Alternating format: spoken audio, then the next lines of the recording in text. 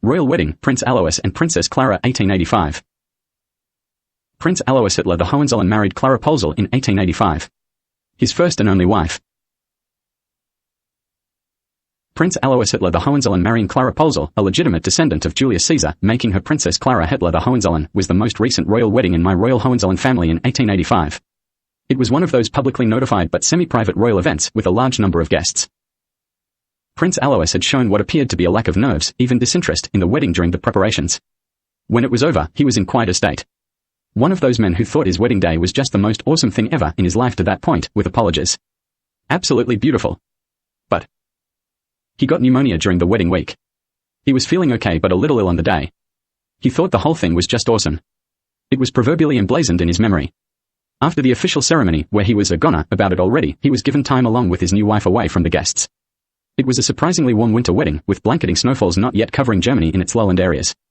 He danced barefoot on grass with his new wife, with a few sprinkles of snow building to a larger fall in the late evening after the ceremony, before they returned to the guests. Princess Klara was a ballet dancer by profession before they married. He was feeling ill the following day. Then seriously ill the day after. He was quickly attended to by a doctor, who made a worried noise and immediately sent him to hospital. The diagnosis was a very serious case of pneumonia, with an unknown timeline to a possible recovery. He was at risk of dying, in other words. He became less and less lucid, and sweated more and more, becoming delirious within a week after the ceremony. When he was delirious, he often made happy-sounding the wedding was lovely noises in between the obvious effects of the pneumonia. It was so bad that one family member stated out loud, "Oh no. He looks like he wants to die happy about the wedding or something." His older brother and cousin Prince Frederick Hohenzollern moved into the hospital to stay with him, absolutely horrified. He tended him every day, holding his hand for long periods each day, sitting by his bed, trying to help with his recovery. Frederick, who was vision impaired, was at every medical discussion. Talked to him for hours each day. Managed his visitors and slept in a nearby room. When he was at his worst, Prince Frederick was sitting next to his bed, holding his hand, worried for the worst. Prince Alois was in hospital for 3 months. Admitted during the week after the wedding ceremony. He looked too weak to sit up or talk several times, and it was a genuine near-run thing. After a weird in and out of lucid thoughts period, he showed signs of being permanently infirm. Prince Frederick slept in a nearby room. After nearly 3 months of care, Prince Frederick woke one morning. He bathed and got ready for what had become his usual routine day with his brother, by his bedside. When he went into Prince Alois' room, there was nobody in the bed. He was horrified when he got no response. He was standing there wondering what was happening when his brother came up to him from behind and hugged him, leaning on his back with an Illinois lurch and whispering the words, "I know why I love you so much." He was released from hospital after 3 months and returned to his family. His first eligible son, Prince Edmund Hitler the Hohenzollern, was born the following year. Edmund's twin brother was stolen at birth by the doctor involved and grew up under the name Ernst Röhm.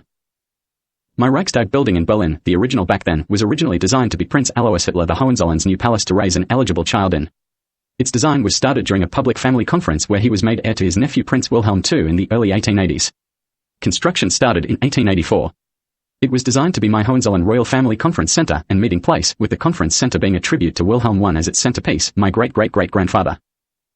Then it was designed to have 4 quadrants surrounding the central dome, with meeting spaces, administration offices, accommodation, storage, and display areas like a museum for historical items. The Kaiser Frederick IV and Kaiser Wilhelm II quadrants to the left of the entrance. A 3rd quadrant at the right front with a fully furnished apartment palace for Prince Alois to live in and raise eligible children in, when required. Then a 4th quadrant behind that was to be named after Prince Alois' firstborn eligible child, Prince Edmund Hitler the Hohenzollern, born 1885. By the time the original Reichstag finished construction, Prince Alois had 2 eligible sons in Prince Edmund, born in Germany, and Prince Adolf, born in Moe Gippsland, Australia. When it was ready, he decided not to bother to move in, as his family was settled at their then current address. Kaiser Adolf was regularly teased about his father never moving in. He celebrated winning a seat in Parliament in 1933 by going in the Reichstag building and looking at the public from a balcony, but disliked the urge to respond to the teasing with a pose or rebuff from the building. They were still trying to pretend his mobility issues after World War I was a spoilt brat royal posing, and nearly caught him off guard. The Reichstag was set on fire in 1933 after he was elected Chancellor. He later hosted the head of state dinner for the sprint winners at the Berlin Olympics in 1936, which there is film of him preparing for. The main course was pheasant with orange glaze and nasturtium flowers. He met a young man at the dinner he immediately formed a sexual personal relationship with, called Jesse Owens. They were an unofficial item for a few months after the Berlin Olympics, before Mr. Owens went back to the USA.